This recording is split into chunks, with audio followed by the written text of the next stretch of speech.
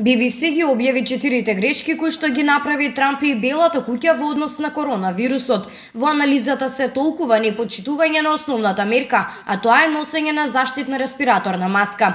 Тие посочуваат дека Трамп неколку пати е забележан како не носи заштитна респираторна маска, движејќи се по состаноци или пак на јавни настани.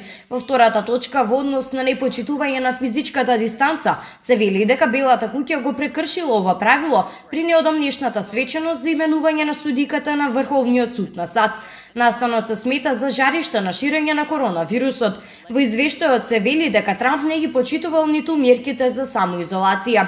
Ова го докажуваат со тоа што додека Трамп беше на болничко лекување, ја напушти својата соба и излезе со автомобил да ги поздрави своите фанови.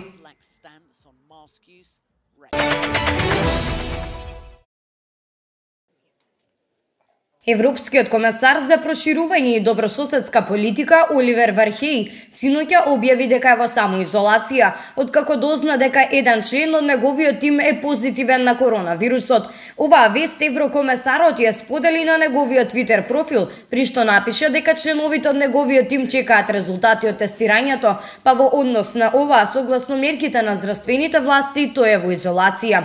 Добро се чувствувам, немам симптоми, се тестирав и минатата недела, при што мојот тест е негативен, напиша Вархеј на својот Твитер профил.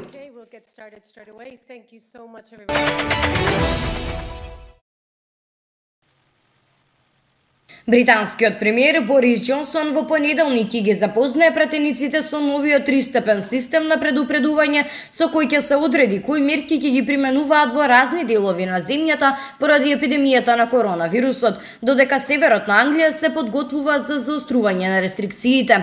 Џонсон во текот на попладнето ќе им се обрати на пратениците во представничкиот дом, долниот дом на британскиот парламент по состанокот на кризната комисија на неговата влада во понеделникот предпладнето.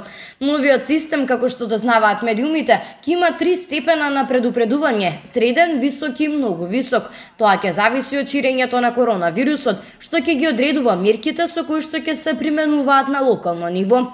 Пратениците ќе дискутираат за системот, а потоа до крајот на седмицата и ќе гласаат за овие мерки кои би требало да ги поедностават и разјаснат одлуките во врска со сузбивањето на епидемијата. Велика Британија е најпогодената земја од коронавирусот во Европа со 42.825 починати, а само во неделата имаше 65 смртни исходи и со 12.872 ново заразени или севкупно од почетокот на епидемијата 604.000 лица.